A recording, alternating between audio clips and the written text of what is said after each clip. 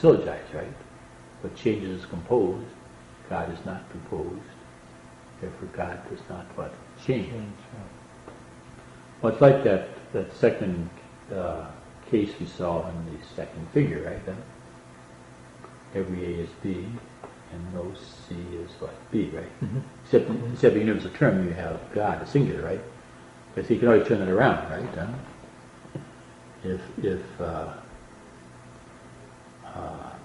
no woman is, if Socrates is not a woman, right? Mm-hmm. You'd say no woman is Socrates. Mm-hmm. See what I mean? It's an individual term, right? So it's like it's universal negative, but it's not universal negative in that sense, right? Mm-hmm. I mean, no woman is Socrates would be, I suppose, universal negative, but Socrates is not a woman, right? But you can turn it around, right? And say no woman is Socrates, right? Mm-hmm. So if you're saying, in a sense, that everything that changes is composed, and God is not composed, right? Turn around and say nothing composed is God, right? Yeah. Mm-hmm. Everything that changes is what? God. But God's not changing, right? Turn around, right? But you don't have to get, to pedantic about it, but I mean, you have to see that it's valid, right? It's just a universal negative to be turned around, right? So you say no carpenter is Socrates is not a carpenter. No carpenter is Socrates, right?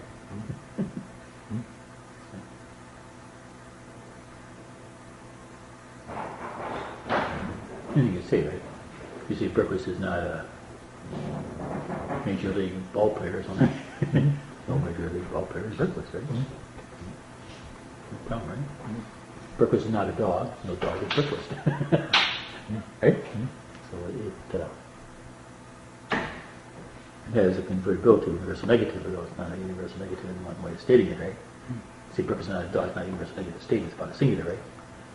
But you can turn around and say no dog is Berquist then. Right? So you can keep that validity, right? Yeah. So, back to what bodies say,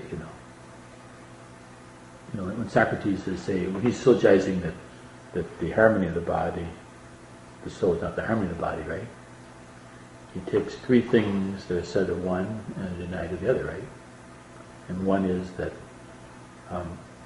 resist the body, right? And it seems like the harmony of the body does not resist the body, but the soul does resist the body, like in the man fasting or something like that, right? Or fighting his passions. So the soul resists the body, the harmony of the body does not resist the body, therefore the soul is not the harmony of the body. And then he syllogizes that the soul is, he's argued before that the soul exists before the body, but even Siemens admits that the harmony of the body does not exist before the body. So what is affirmed that one is denied to the other, right? And then he argues that, like we saw earlier in the dialogue, that there's a harmony of the soul, right? Which is philosophy's aiming at, the harmony of the soul. But there's not a harmony of harmony, right? You see? So the soul therefore is not the harmony. See? So the soul has a harmony doesn't have a harmony, therefore. But it's simple, it's the affirming of one, which you deny of the other, right? Yeah. So if you can find something that is said of one and denied of the other, you can syllogize that one is not the other, right? That's basically what you're doing. You tend to use the second figure a lot, right? And it makes no difference, whether which one you affirm it of and which one you deny it of, right?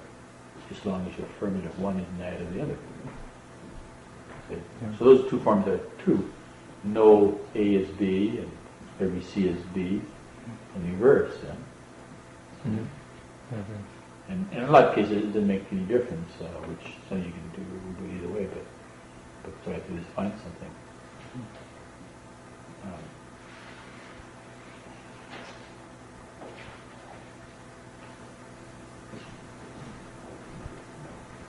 Okay. After a while, you just you think about those forms of movement all the time, right? And you don't go back to the details of these things,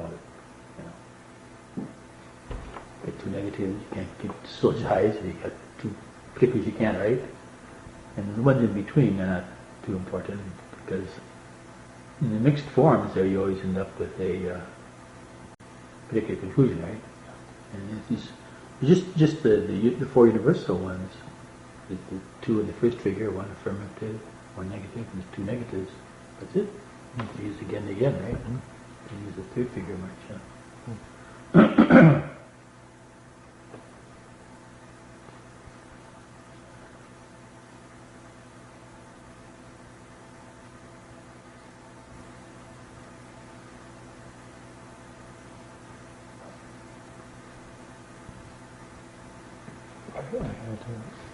was thinking of kind of difficulty in spiritual books. Sometimes they'll say, they'll give the advice: you should trust completely in God, but distrust completely in yourself.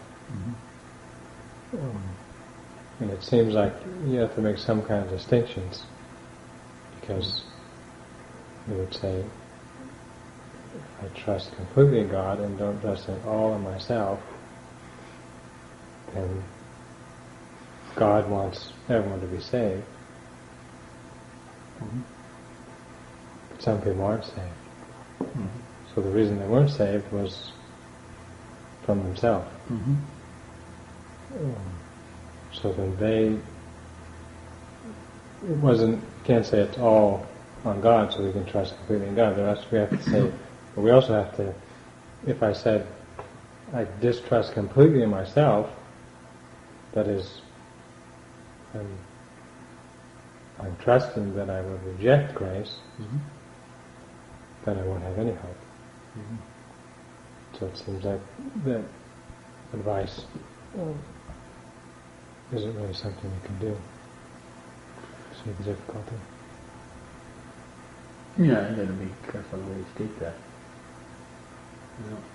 I was thinking again of, I mentioned to you, I was reading Shakespeare's play, As You Like It. Do you know that play? I'll tell you about that. I think I read it, but it was a long time ago. I don't remember. Yeah. Well, Shakespeare, in the beginning there, he has the phrase, the natural bond of sisters, right? And of course, if there's a natural bond of sisters, the same reason there's a natural bond of what? Brothers, right? But he uses the phrase natural bond of sisters, but the reader's going to, think of that, right? Now, the two girls there, Rosalind and Celia, are not actually sisters, they're cousins, right? But they have a close bond, right? Which is like the bond of sisters, right? Okay. But then the brothers, the Duke and his younger brother who's usurped the throne, right? They're actually brothers, but they're in conflict, right? And one, the original Duke, the true Duke, has fled to the forest of Arden, right? They're looking like Robin Hood out there with his followers, right? And his younger brother has usurped the throne, and it's eventually going to, plot to get rid of his brother in the forest there, right? But he's obviously been unjust, right? Then you have another pair of brothers, Oliver and Orlando, right? Where you have the reverse, where the older brother, Oliver, has inherited most of it from his father, right?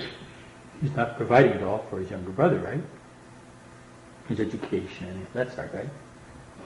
So you have, in that case, the older brother being, in a way, unjust, unkind to his younger brother, right? But in the other case, you have the younger brother usurping the throne of the older brother, right? So you're bound to think of, hey, there's something unnatural here. Because if there's a natural bond of sisters, there's also a natural bond of brothers, right? And so they're both in conflict with the natural bond there, right? But in a sense, the two cousins being so close to each other, right?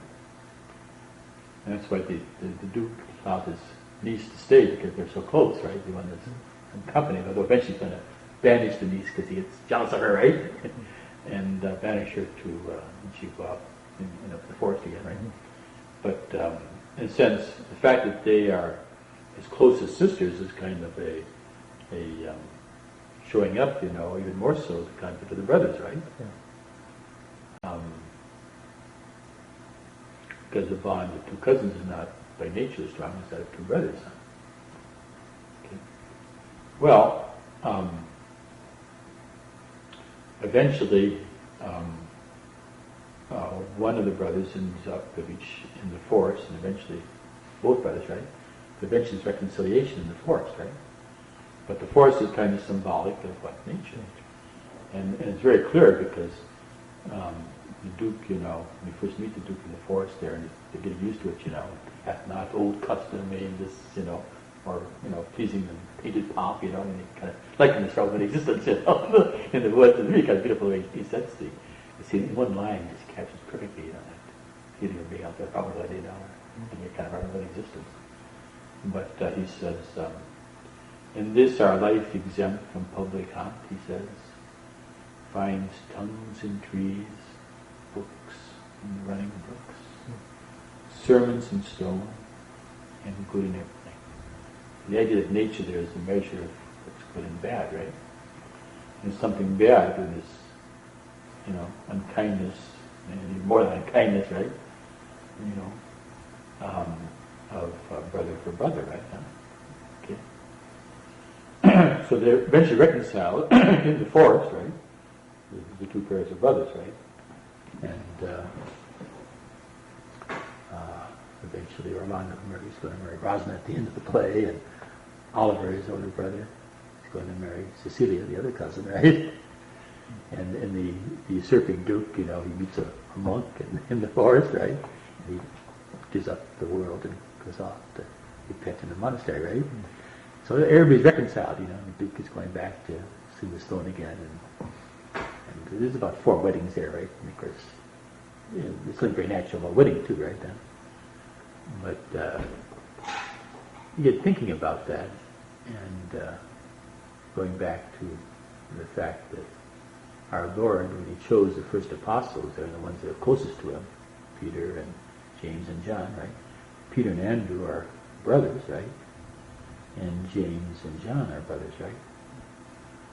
Now, why did He choose brothers, right, as the first apostles? All the apostles are brothers, but those 4 were brothers, right? And kind of, the 3 that are associated from that, right? Why did He choose? Is there something to be learned, right? There's something to be thought about there, in that He chose those who already had the natural bond of brotherhood, right, to make them apostles, and they're going to have now a supernatural bond, right?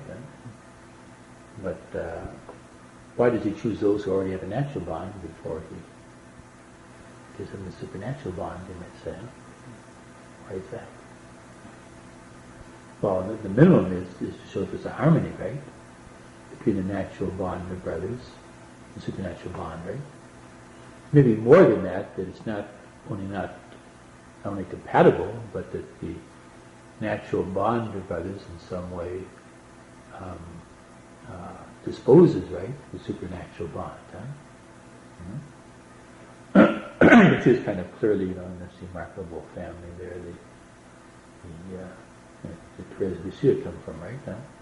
Or, I guess it's about all the sisters. There's all of them where they end up in the convent, right? And there's some reason to think, that even the sisters are, if you can, some of them, and it's talked about even the parents, probably, I mean, there's something there about the bond of sisters, right? That is compatible, right? Although, St. Therese says in her life, sometimes she had this tremendous urge to want to go speak to one of her sisters, and because of the life, she didn't go, and you described one scene there where she's, I don't know, remember that? Because she wants to see her, but it's not the thing to do or something, So, I mean, you have to rise above it, but nevertheless, I don't know, was Moses and Aaron brothers, or what? Yeah. And Miriam was his sister, right? So, I don't think it means that the supernatural bond of brothers will necessarily be stronger, right, than the supernatural bond of those who are not brothers, right?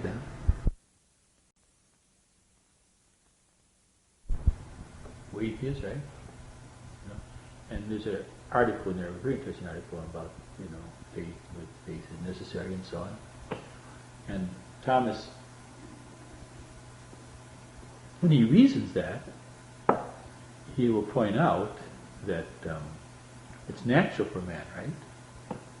When he's learning a science, to believe his teacher, right? And you don't just believe any Tom, Dick, and Harry, right? But when you see the respect, let's say that we have the tradition for Euclid or whatever it might be, right? It's reasonable to give a certain faith in this man, right? And the thing I've noticed in philosophy, without that faith, you're not going to really come to understand, right? These things. And the end is not to simply believe, but to know, right? But you don't come to know very much unless you really believe, right? The master, right? I was kind of struck by that because an example I saw kind of recently, I was studying the 5th book of Wisdom again. And when Aristotle gives the meanings of beginning, right? And the first meaning of beginning is the beginning of the table, right? And the second meaning is where it's most convenient to begin. See? Now when I get up to be the table, I'm not going to start from here, because I'm here now in the middle. So I'm going to begin here, right? Okay. And at that point, Aristotle says, like in what? Knowing. We don't always begin with the beginning of things, but what is more known to us, right? Well, Thomas is very clear in his commentary, right? That what Aristotle is doing is making a comparison. But he's not talking about the beginning in our knowledge there. That's a comparison, right? Okay. So that just as in knowing, we don't always begin with the beginning of the thing. As the great Heisenberg says, when we study reality, we never start at the beginning. I mean, the beginning of reality, right? So likewise, when we start a journey, we don't always start at the beginning of the road, but the place where it's most convenient. So if I live halfway down the road to Boston, in other words, I'm getting the road to go to Boston, that'd be ridiculous, right? But it's a likeness, right? But the beginning in our knowing doesn't come up really until the 5th sense, right? Thomas is very clear about that, right? Well, someone was describing to me, hearing a conversation between Monsignor Duane, right, and John Gell. And Gell was looking at the text of Aristotle there and kind of misunderstanding the second sense of beginning, right, as if it's somehow involved, and someone included, beginning with what's more known to us, right? And Duane said, oh, look at Thomas. Thomas is saying, right? And so Gell had misunderstood the text, right? As Monsignor Duane said one time, Cajetan's mistake was trying to comment directly on Aristotle, right? If Thomas is commenting on Aristotle, you read Aristotle first, then you read what Thomas says about Aristotle, then you think about the text, right? And you can see how Gell was not doing that. It's just look what Thomas says, right? And so I was looking at my imperfect Greek there in the Greek commentators there, and commentaries on the metaphysics, that we have a couple of them, and they seem to be making the same mistake Gell was making, right? So I can see how easily a man goes astray if he didn't believe, right? And so I think I got further in philosophy because I believed men like it's Indiana and fortiori believing Thomas and so on. And I can see very much the necessity of believing, right? I think I've learned a lot from Shakespeare, but I didn't believe that Shakespeare was a poet. I wouldn't have read him as carefully as I did, or kept on reading him as carefully as I did. And so I can see the truth of that, right? Well, Thomas says, well, God in a way is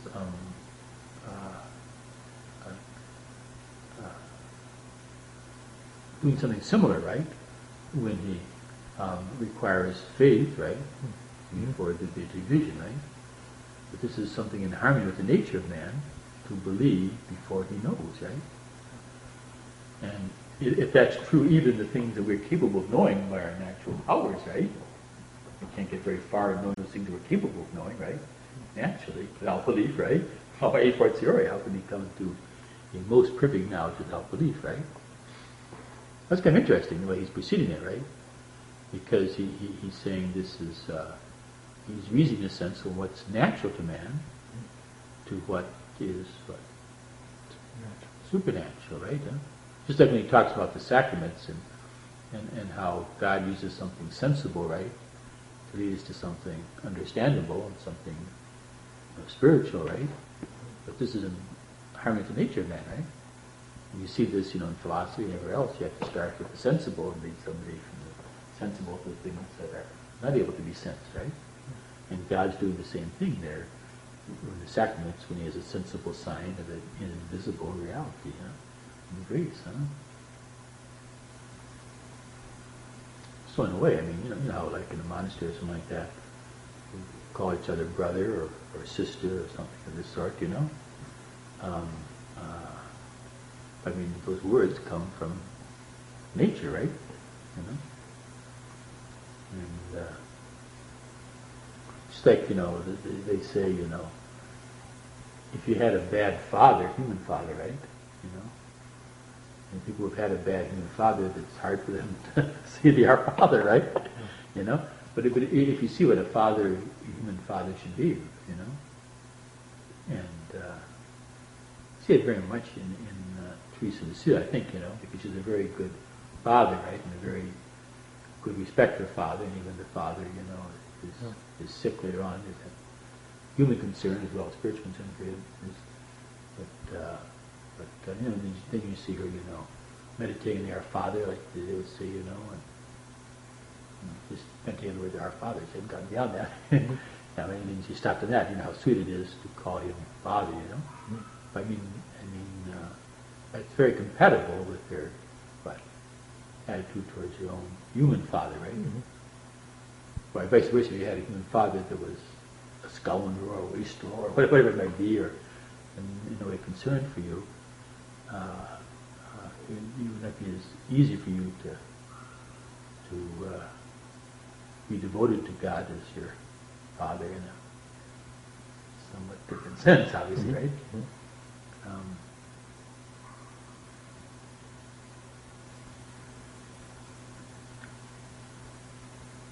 So I think that there's some meaning that people don't bring out much. Maybe somebody has, they just haven't seen it, But I don't know exactly who's been struck by that or emphasized that. Maybe you've run across something of that sort. But why did he choose brothers, right? For the first apostles and for the apostles closest to him, right?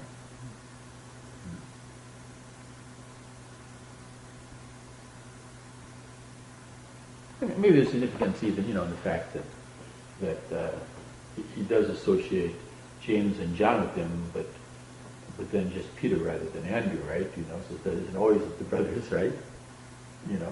Are together, right? But still, it seems to me there's something to be learned from this, right?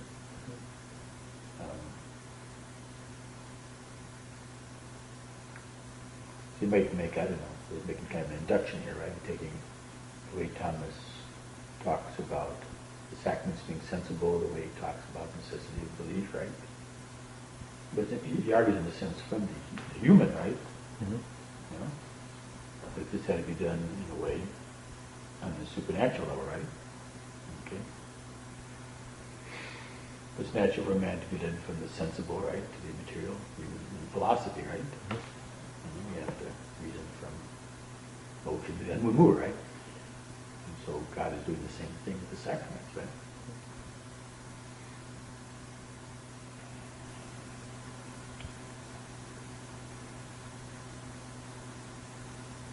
So, brothers, into that discussion of the natural here. I can't remember if I did, but because that was, I think, somehow you were going to answer the difficulty about how you should take those rivalries, whether you should be totally confident in God and totally distrust yourself. That seems to go against hope. You're either going to be presumptuous because of God, or you're going to despair because you're distrusting yourself. Yeah. I was kind of raising a more general thing there about I mean, if you think of Fides and Ratio, say this work by the Holy Father, if you don't trust reason at all, right? You know, that seems to be an impediment, right, to the faith.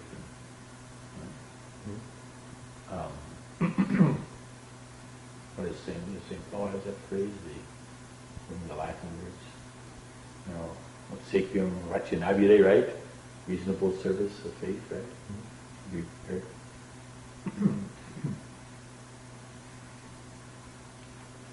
If you rejected the reason, you're really what?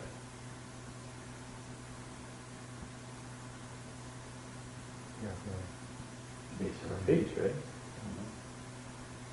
Father Boulay there had a letter from Augustine one time where someone had asked Augustine whether faith and reason were compatible, right?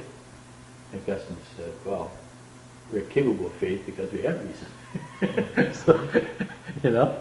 So, I mean, you can't... I was reading St. Paul there, the first epistle to the Corinthians, right? You get the impression that the Corinthians are not the best of all. You know, condition not the best of all, right? And, you know, Thomas presents the Corinthians as being mainly about the sacraments, right? It's about the baptism and about the marriage and what's the sacrament of the Eucharist. But anyway, he gets into the section there on marriage. Before Paul is going to explain what it should be, he's criticizing some of the goings on there, right? And in particular, apparently some man has shacked up with his father's wife.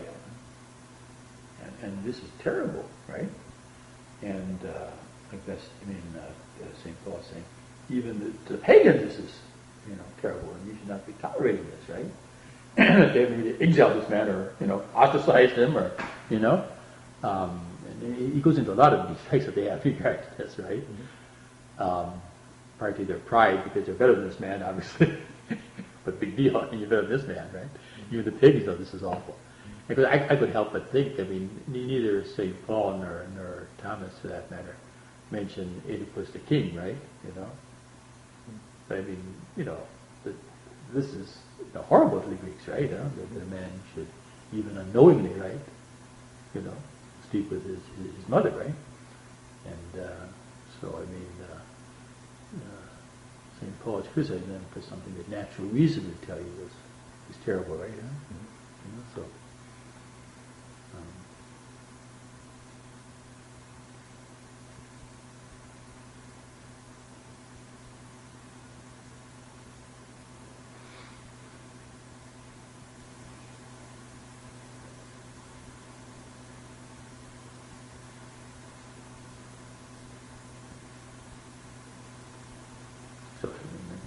Free myself now, but I mean, it starts off by seeing the harmony of nature, right?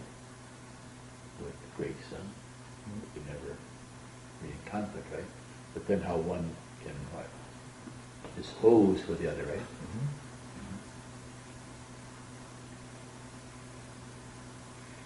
You know, they talk about the virtues, the human virtues are in one way more stable than the supernatural virtues. And that supernatural virtues, or the infused virtues as they call it, can be lost by one mortal sin, right? But the human virtues are acquired by repeated acts, so one act contrary to them doesn't entirely destroy that virtue at all, right? So if you don't have those human virtues, in addition to the infused virtues, there's an instability in your life, right? You know?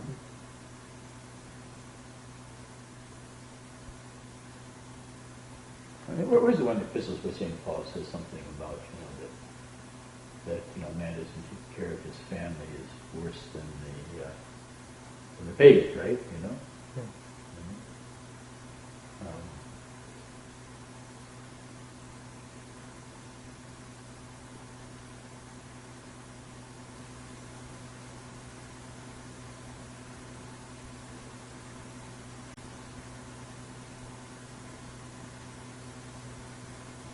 You can't, you know, neglect the natural and what?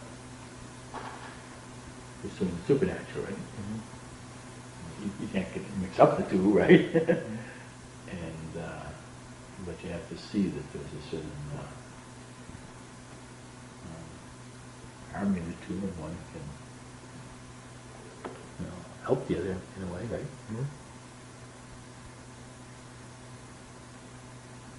It's all come up because you were saying something about trusting yourself, right? Trusting, in a sense, your nature, right?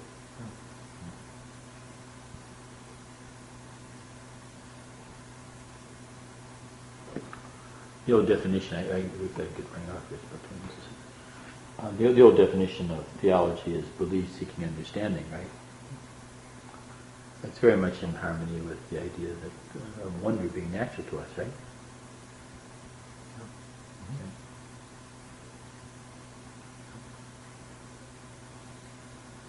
I love this one psalm. There was the one in the correct numbering, 99, right?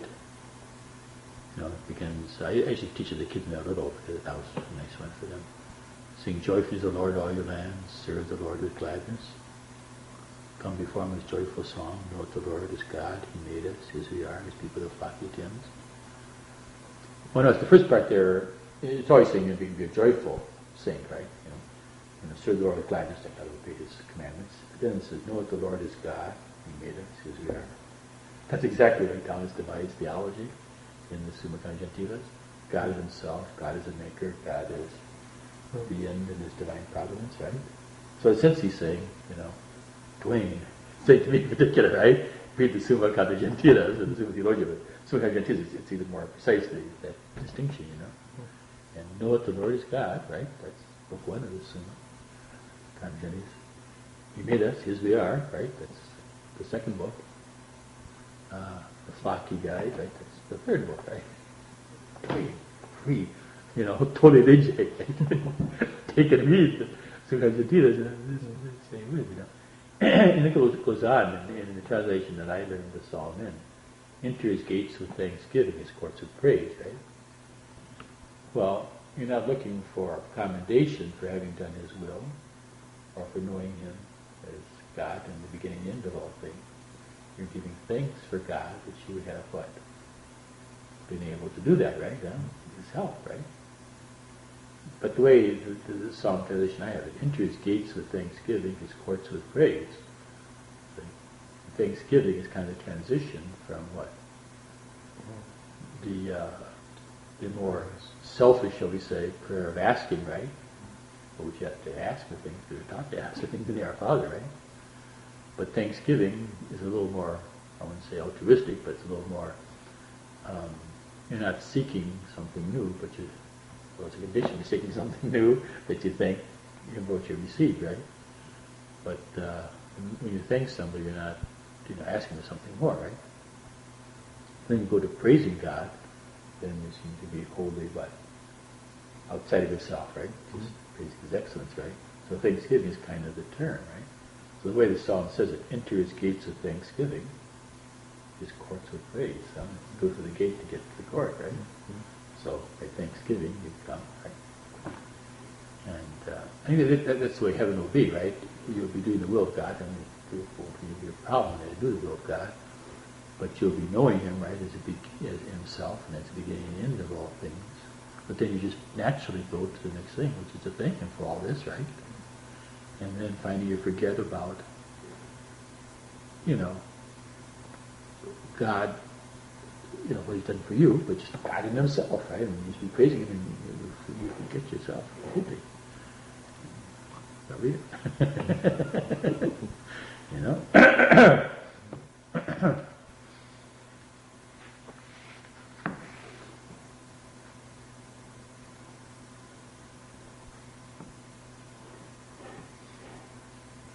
But notice how close it is to nature, right? Belief seeking understanding, right? And you actually wonder about what we believe is so, right?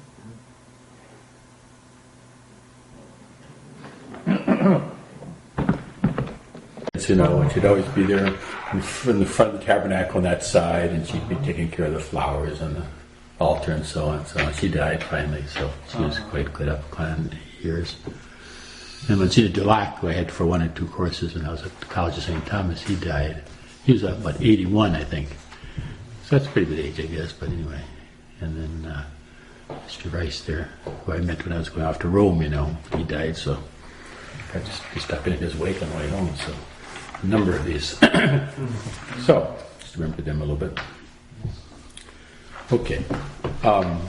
Let's say a few more words about demonstration and dialectic, and then we'll go and talk a little bit about sophistic, and sophistical refutations, as Aristotle. This book is entitled About Sophistical Refutations.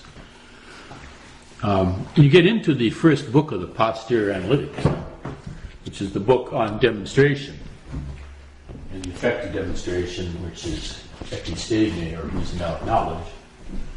Aristotle gives this definition of demonstration. I don't know if we've met this definition yet or not. But he defines demonstration as a syllogism, which is the genus of demonstration. It's a syllogism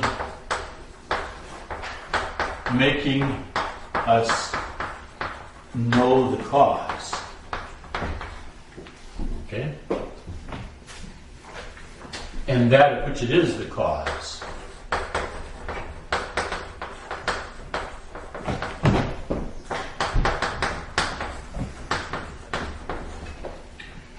And that it cannot be otherwise.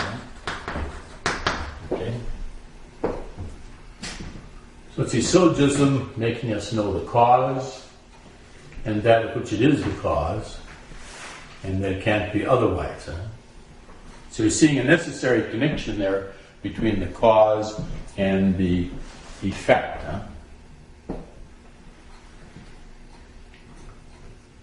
And notice, if you've read the great dialogue there of Plato called the Meno, when he's separating knowledge in the strict sense from right opinion, and he has pointed out how a man can act well sometimes, not having knowledge, but just having right opinion. And then he's asked by Meno, well, what's the difference then between knowledge and right opinion? And is knowledge any better than right opinion as far as action is concerned? And Socrates says, well, if you hold on to the right opinion, right, you're going to be perfectly well off, right? But you might give up the right opinion and go on and give what? Wrong. Yeah. See? Well, in the case if you know it, what you think is tied down. So it's not going to get up and go away. It's tied down, he says in the Greek there, by the logismo, tesaitias, by an account of the cause. Okay? So you can see how the great Plato there is anticipating what Aristotle is going to say here, right? The demonstration here is a syllogism that's producing knowledge in the strict sense, and not just an opinion, right? So, but Aristotle is anticipated here by Plato to see the cause as what enables you to see that it must be so and cannot be otherwise. Okay?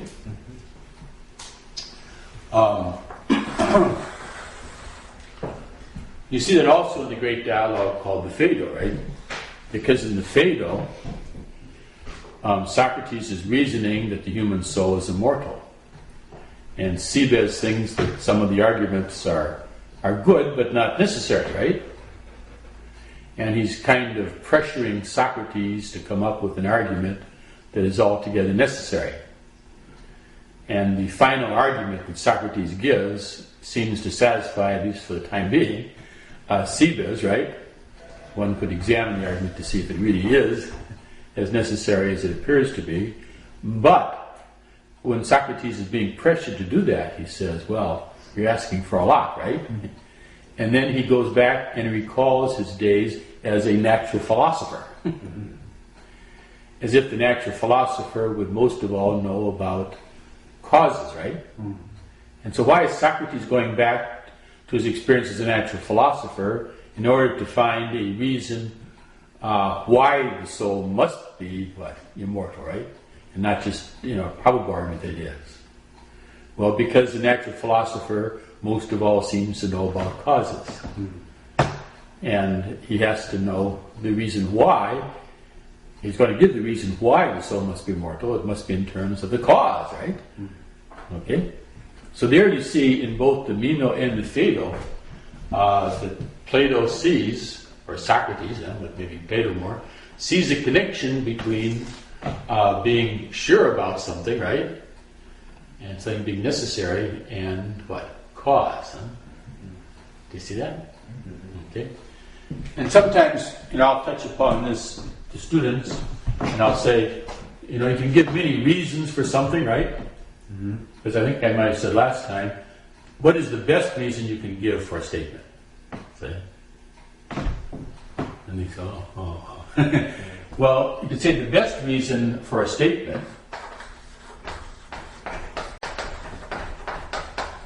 is the reason why it must be so. Okay? That's the best reason you can give, isn't it? You can't always give that kind of reason for everything, but the best kind of reason you can give for a statement is the reason why it must be so. Okay? Now notice when you use the word why there as I do, you're touching upon the what? Cause. Because cause answers the question why, and also the question what for that matter too, but it's more obvious that it answers the question why. And you see again that connection with what? Necessity, right? Okay.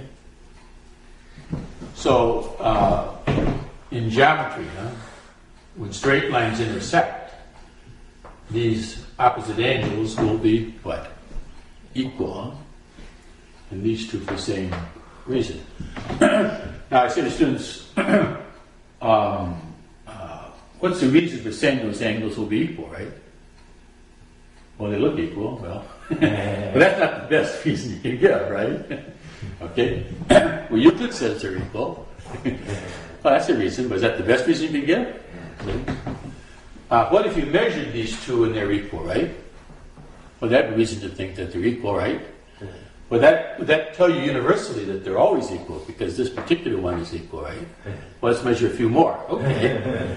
But even so, that's not the best reason you could give, right? Euclid gives the best reason for those being equal. The reason why they must be equal, right? And that reason is that because, and because means the cause being, because this is a straight line, a plus x must either be two right angles or be equal to two right angles. Okay? And because this is a straight line, and this is a straight line meeting it, because b plus x must equal two right angles. Okay? And the rest is those axioms that are obvious to everybody, right?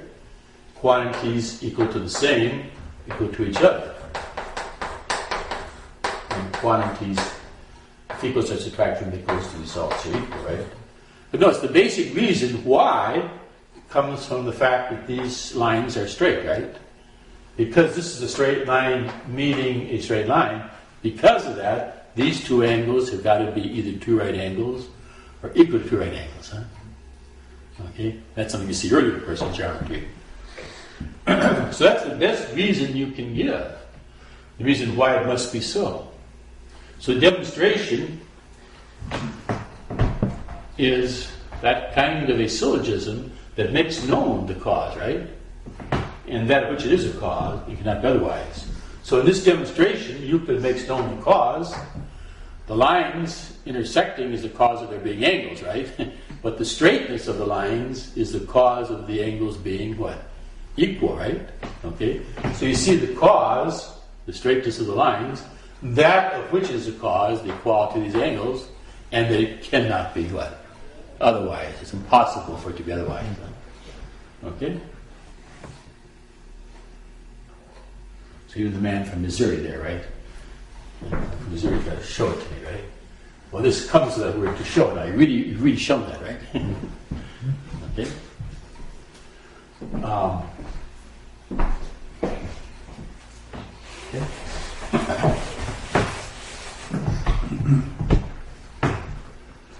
Now, when you study the fifth book of wisdom, the fifth book of the metaphysics, Aristotle, in that whole book, he takes up the words, right, that are used most of all in wisdom, but these are also the words that are used in the axioms.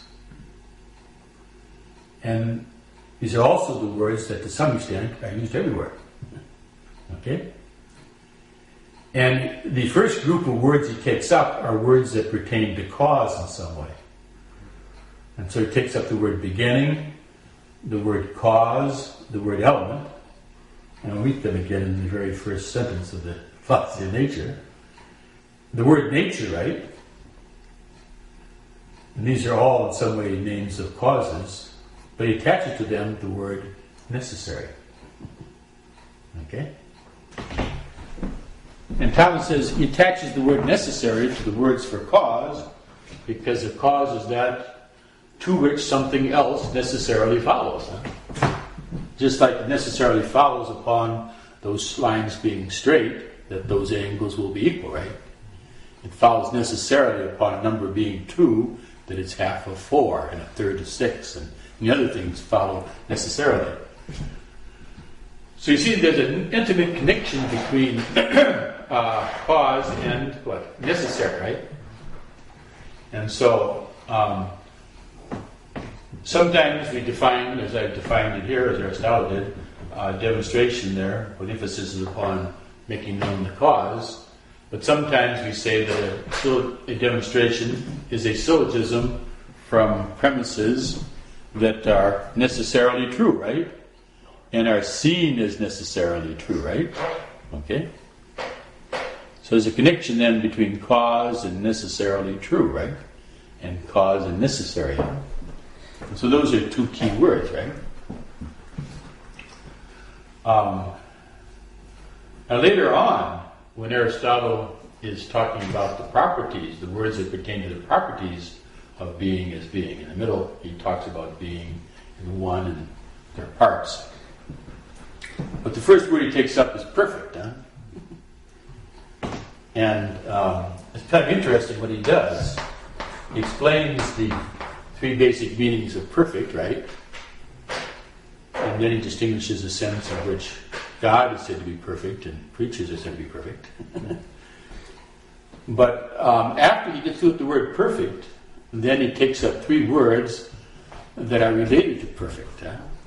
It's very unusual what he does here. The first word he takes up is limit, or in, you could translate if you put by. The second word he takes up is through itself, per se, in Latin, katauto. And the third meaning he takes, or word he takes up, is have. Have and having, right? Okay.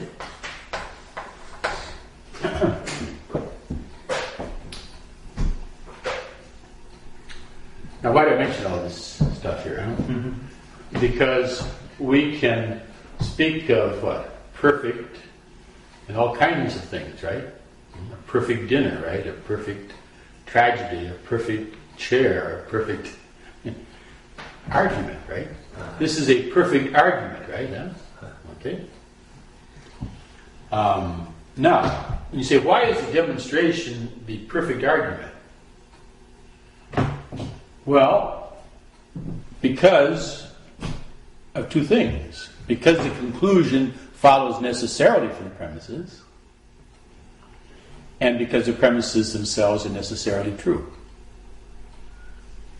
In other kinds of arguments, either the conclusion doesn't follow necessarily, right?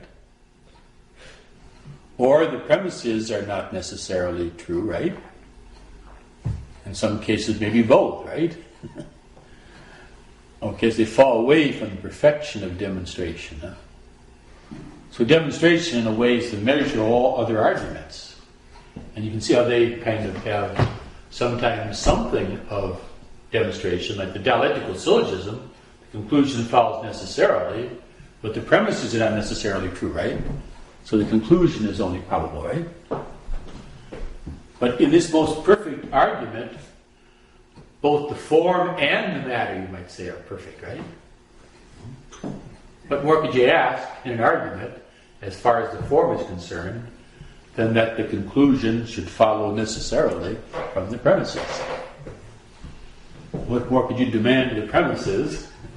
Well, obviously you want them to be true and not false, right?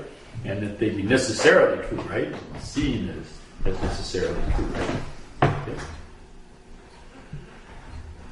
But then Aristotle will reason that the demonstration is about premises that are what? Kak auto, per se, through itself. Huh? That's interesting, huh? He sees through itself as a word that pertains to the perfection of things, huh? And you'll see that if you study love and friendship, for example, that if I love you because you're useful to me,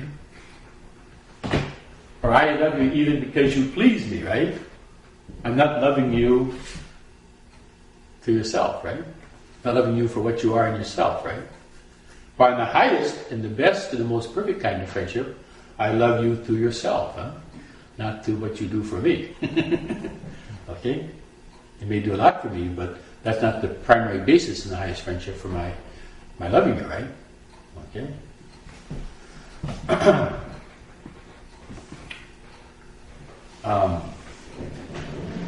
So Aristotle goes on and he talks about the various senses of through itself, right? And he talks about how the premises in a demonstration involve through itself, right? So in that simple example I gave you before, I think, you say, man is an animal with reason, and because he's an animal with reason, he's capable of laughter, right? Okay? Well, to be an animal with reason belongs to man through being a man, right? It belongs to man as such, right? And to be capable of laughter belongs to a rational animal as such, through itself. Huh? So there's a connection between through itself and what? Necessary, right? And through itself and what? Cause. Huh?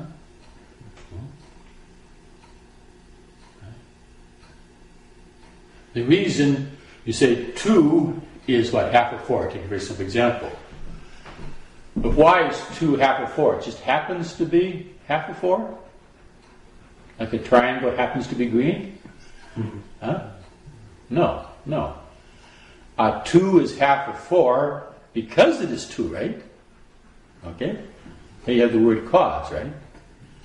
But you could say also that to be half of 4 belongs to 2 as such.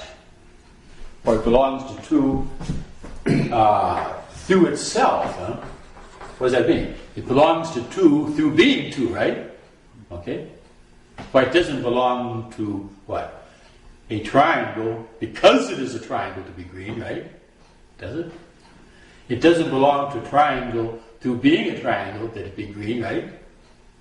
Okay? It doesn't belong to a triangle as triangle to be green, right? That's something that happens to it, right? See? So you see the connection between as such or through itself with both cause and what? Necessary, right? Huh?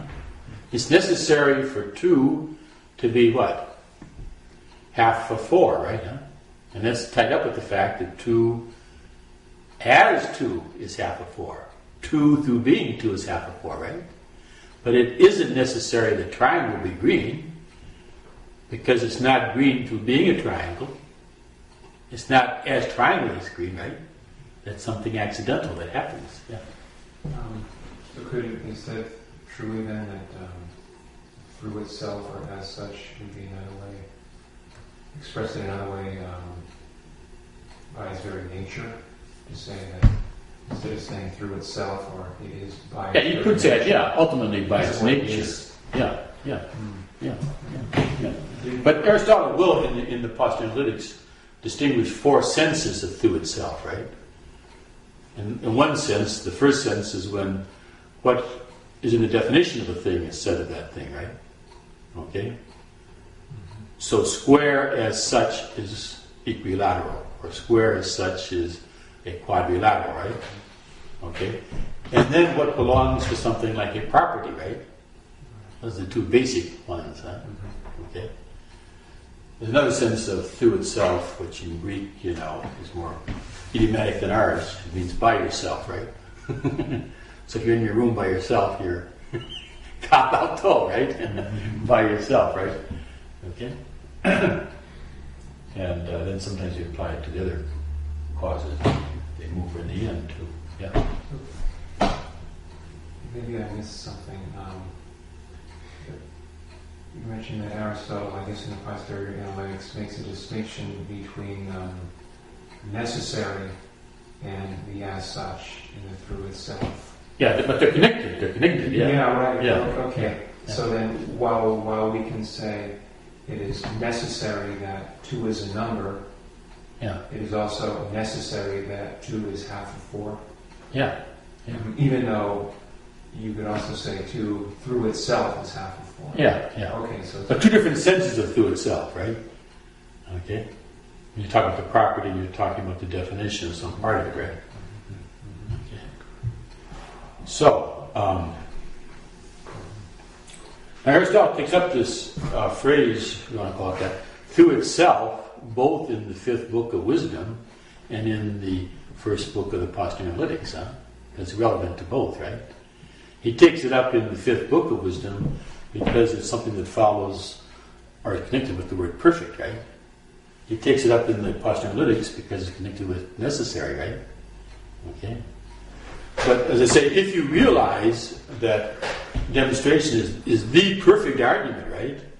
One should not be surprised that through itself and as such should be very important in demonstration, huh? Okay? Now, this word limit or end is very interesting. Huh? A lot of people think of the, opening up people's, horizons and all this sort of stuff, kind of, And I used to joke, I'm going to write a book entitled "How to Limit Your Thinking." How to perfect your thinking, right? But notice now the importance for demonstration of definition, right? And how definition enables one to what?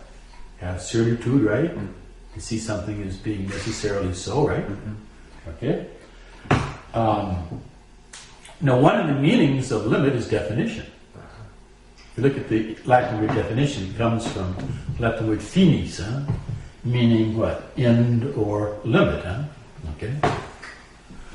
So one should not be surprised to see that definition is an extremely important thing in demonstration.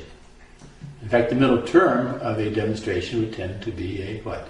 Definition, right? Okay. And there's other ways in which you could see limit or end. We spoke about the square of opposition and statements that are contradictorily opposed, right? Okay? And how we sometimes, as Aristotle does in the prior analytics, he distinguishes between the demonstrator and the dialectician by the fact that the demonstrator takes one half of a contradiction, lays it down, and excludes and throws away, so to speak, the other half. The dialectician says, which do you think? Okay? And although you might incline to one more than the other, there's a little bit of what? Fear, you might, a little bit of... So you're not, as it were, determined to one half of the contradiction. So when they ask Socrates, can virtue be taught? And Socrates says, well, we haven't defined yet virtue, right? So he doesn't think he can know for sure yet whether virtue can or cannot be taught, right? Okay? But then he argues that virtue can be taught, right? Then he argues that virtue cannot be taught, right? There's a kind of, what? Lack of determination, right? In the dialectician, huh? And so sometimes Aristotle says, dialectic is reasoning from probable opinions even to contradictory conclusions. And that's what Socrates does in the third part of the Meno, right? He reasons that virtue can be taught with probability, then he reasons that probability cannot be taught, right? Okay? Thomas does that in the Questiones Disputate, right? You may have 15 arguments, yes, and 10 no, right? And then finally he'll start to resolve it, right? But notice, that's tied up with the perfection of demonstration that the mind is determined, or limited, you might say, to one half of a contradiction. Both in the premises and in the what? Conclusion, right? So one never demonstrates the contradictory of what's been demonstrated. It's impossible. Okay? And the demonstrator never reasons from both sides of a contradiction. But in dialectic we can, because sometimes both sides have some probability. Do you see that? So again, you see in many ways the connection of demonstration with limit. Limit in the sense of definition. Definition tends to be the middle term in a demonstration. And also you see that the mind in demonstration is limited to one half of a contradiction, both in the premises and the conclusion. While in dialectic it's kind of unlimited, right? It may incline more to one than the other, but it's not firmly there.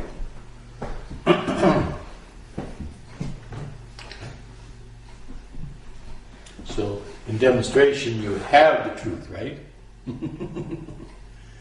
In dialectic you're still what? Guessing the truth, right? You may have a reasonable guess, right? But you don't really have the truth yet, huh? Not any firm way, you don't have a hold of it, right? Okay? I got you now, right? In chess or something, right? I got you. No way out, you can go, right? I got you, huh? Yeah. So it's interesting to see how those words that pertain to perfect can be applied, among other perfect things, to what? Demonstration, right? I was thinking about this again, when Aristotle takes up the word limit, or end, he says, sometimes we contrast the end with the beginning, right? Okay? So we've got a line here, and you begin here, you say this is the beginning, then you call that over here the what? The end, right? But then he says sometimes we call both the beginning and the end an end, right? We speak of the end points of the line, right? Okay? That's interesting, huh? And God is the most perfect thing there is, right? And He's what? Beginning and the end of all things, right? But more like a circle, as they say, right? You know, where the beginning and the end are the same, right? But He's the beginning and the end of all things, huh? And the interesting, Aristotle saw limit or end as a name associated with what? Perfect, right? And pertains away to perfection of God. Not that He has a limit, right? But that He's the limit of all things, both in the sense of the beginning and the end, and the Alpha and the Omega, the beginning and the end. That's kind of amazing, right? Okay. And God is being through Himself, right? He's good through Himself, right? And He has everything, right? You know, the problem about the Euthyphro, you know, how can you give God something? You've got everything, right? You know, you see, it's at Christmas time, you know, what do you give the man who has everything, right? You know, you're trying to find a gift for somebody, right? But how do you give God a gift, right? He does, in the full sense, have everything, right? You know, He has it all. You know, Thomas explains, you know, the way of speaking there in Scripture where God says to, was it Abraham or Moses, you know, follow me and I will show you every good. Thomas says, that is myself. He has everything, right? Huh? Okay. And when Aristotle is contrasting the sense in which God is perfect from the sense in which a creature can be perfect. The creature can be perfect in its kind, right? It can have all that its kind requires, right? But it doesn't have the perfection of other genera, right? Right? God is everything. He has perfections of every genus, of every kind of thing, without their imperfections, of course, right? But to have an imperfection is not really to have something, it's not to have something, right? It's a metaphor, right? Like to say, I have blindness, or I have poverty, or I have ignorance. I have a lot of ignorance. Well, that's really not having, strictly speaking, right? Not having knowledge, yeah. Very brief step back to the question. Would you say that comparing, say, speculative theology with, say, moral theology or something, or applied moral theology, that you would encounter a greater use of demonstration in a certain sense in, say, sacred doctrine or dogmatics, as distinct, maybe you would encounter more dialectical syllogism and practical moral theology. But as you descend into the particular, right, you get less certitude, yeah. There's so many more things to be considered, right? Okay. And in some cases, it becomes very hard to have necessary reason, right? You see?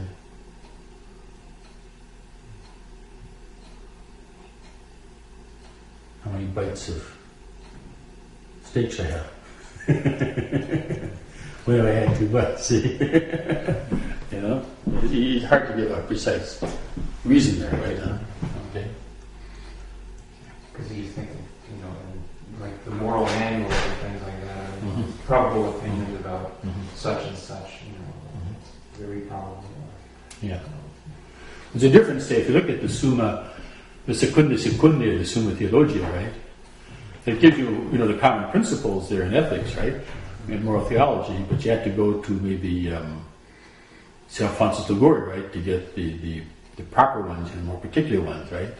You see, and I haven't read that much of St. Alphonsus Liguori, but he was made the patron saint of all moral theologians and of all confessors, right?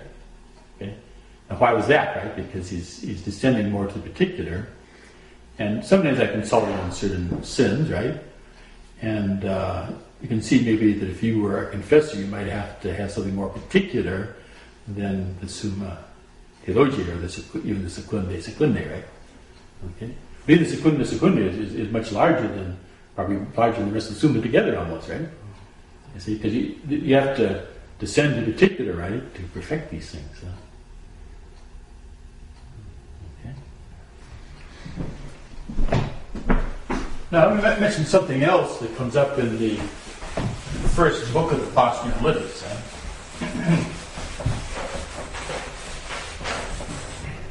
Aristotle speaks of another kind of demonstration that goes from the effect towards the cause, right? Okay. And sometimes, you see these referred to from the Latin. The demonstration we've just spoken about is sometimes called demonstration propter quid. But that propter quid means on account of what, right? Okay, it's a demonstration who's going from the cause to the effect. But sometimes you see what is called demonstration quia, demonstration that it is so. And this is a syllogism going from the effect to the what? Cause. And we tend to use that more in natural philosophy than we do, let's say, in geometry. Because usually the effect is more known to us than the cause. But in geometry, everything's on the surface, so you can go from the cause to the effect. Now, when Aristotle gets to the second book of the Postulates, he begins by discussing the 4 questions in speculative knowledge. And they are the questions: does it exist? And what is it? And is this that? And if this is that, why is this that? And he talks about the order of these questions, right? The question, does it exist, comes before the question, what is it? And the question, is this that, comes before the question, why is this that, right? Okay? So if you ask me, do unicorns exist? And the answer is no, you don't really ask what is a unicorn. You can talk about what the word means, but there's no such thing there to be known, right? Okay? And you might say, is the light of the sun eclipsed? If the light of the sun is eclipsed, then you ask, why is the light of the sun eclipsed, right? Okay? Does snow melt? If the answer is yes, then why does snow melt, right? Okay? Now, Aristotle shows how these questions are very closely connected, really. And you can almost change one into the other. And he takes an example there of the eclipse of the sun. He says, if I ask, what is an eclipse of the sun, right? I'm asking a question of that type, what is something? If I ask, why is the light of the sun eclipsed? I'm asking a question a second time, right? But in either case, I would answer the question really by the cause. If you want to really define what an eclipse of the sun is, right?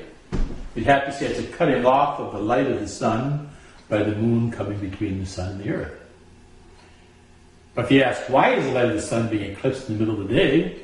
Because the moon has come between the sun and the earth, right? Okay?